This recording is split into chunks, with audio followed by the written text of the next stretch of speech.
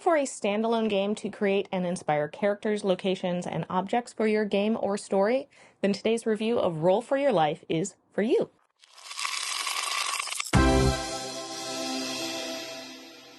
Three Much Fun sent us two of their chapters to review, the Wizard and Alien chapters, which are available as standalone purchases, but will also be available in their 15-chapter activity book, recently funded on Kickstarter and is currently available to pre-order. So let's dive in.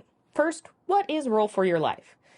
Each chapter is going to help you create a character, location, or object by rolling dice, recording keywords, and then at the end you use those keywords to flesh out whatever it is. Each chapter, like Wizard, Noir Detective, or Alien Species, is made up of a list of categories with multiple outcomes. You'll roll a 6-sided die for each category to find your outcome, and you'll end up with a list of details that describe your character. So for example, under the Wizard chapter, one of the categories is their magical conduit, which could be a staff, wand, amulet, spellbook, or mundane item. Say I roll a 5, I'd jot down a spellbook on my paper under the magical conduit category. There are also examples provided next to each keyword. Now, you don't need to write these down, but I like that they are there to give some ideas, and for a few categories, this does kind of help clarify what the keywords mean. There seem to be around a dozen categories, and I like that there is a mixture of physical descriptions, functional elements,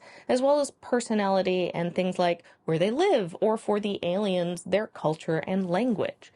These categories also seem to have been really well thought out, which I think is very clear looking at the Alien chapter, as the various biological categories all seem like they can combine in ways you can make sense. There's nothing that definitely clashes, and the few that seem less likely to combine do actually work and create an even more interesting prompt for you to flesh out and explain how do these things go together. It seems like, in addition, in the full book, there are going to be a few categories that have additional subcategories. Within the Wizard chapter, the staff does have a subcategory to determine what is on it within the magical conduit category. Looking a little bit more closer at the Alien chapter, it's going to give you an overview of the alien race. Think like an introduction bit of a guidebook. You know, what they look like, basics on their culture, their technology, and then also what the greater galactic community thinks of them. The Wizard chapter, on the other hand, is going to give you a complete wizard, like one person, complete with where they live, what society thinks of them, their kind of magic, their hobbies, who their assistant is, and what is their motivation. The layout and design by Tom Howie is really well done. It's very easy to identify and see each step and follow along. There are a number of asides that add some additional things to consider when you are creating your character or location or object. Plus, I will say the artwork by Connor Nolan is very inspirational. It's a style that I particularly like. I instantly looked at it and was like, this looks like something right up my alley. It's vibrant and each illustration is unique, but they all tie together and kind of make sense together. The artwork provides a bunch of visual examples of characters, and I like that the categories and outcomes for some of them are noted so you can get a really cool idea of the kinds of characters you could create. I want to give a quick thanks to all of our patrons, specifically Alicia. If you want to support our channel and pick up some cool perks, head on over to our Patreon page today. And then at the very end of each chapter is putting it all together. That explains what you do with these outcomes, and then it also provides you an example. I like that both chapters, the example takes the outcomes, and some of the explanations seem pretty straightforward, such as the physical descriptions, but most is figuring out how do these elements combine and kind of affect each other to create the character. Okay, so let's build a wizard kind of as an example of how all of this works. So under age, I rolled old. For beard, we have short. School of magic, we have nature magic. Magical conduit is a staff, and then I rolled again and got orb. Disposition, hot-tempered. Outfit color, black, gray, or white. I get to choose from those. Outfit style is ragged. Hat is a hood. Renown is has-been. Pastime is tinkering. Home type is hovel. Home location is forest. Assistant, elemental. And motivation, peace and quiet. So I took all of these and kind of wrote up a quick description. So the wizard opens, once long beard has been trimmed short and his white robes now are grayed and ragged. There are stories of his great deeds protecting wildlife, and this forest once was a beautiful, lush place. But he got into an argument with a water spirit who kept the spring feeding the forest running.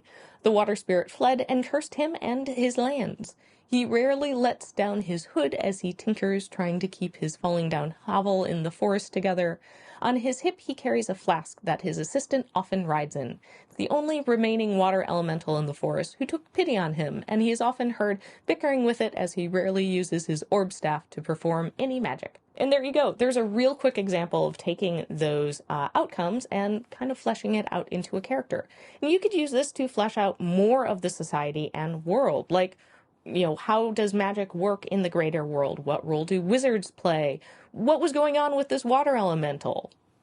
I could take all of that and keep going. I could see this book being really great for a GM, especially if you enjoy world building, but find starting from scratch pretty difficult. This also could be great for players. Maybe you use this to help create your character or elements of your backstory. And authors or other storytellers who are looking for a fun game that can help prompt ideas. And with the amount of categories and outcomes, you're going to have thousands, if not millions, if I'm doing my math right, of combinations to choose from.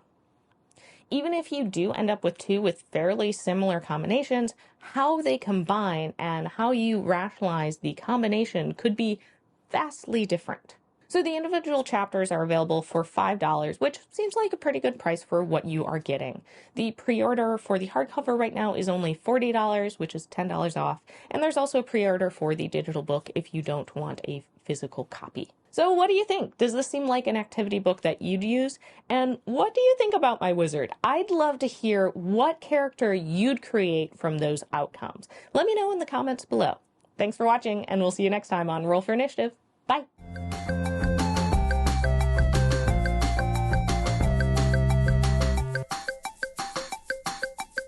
Which could be a staff, wand. Hello. What? How did that move? Weird.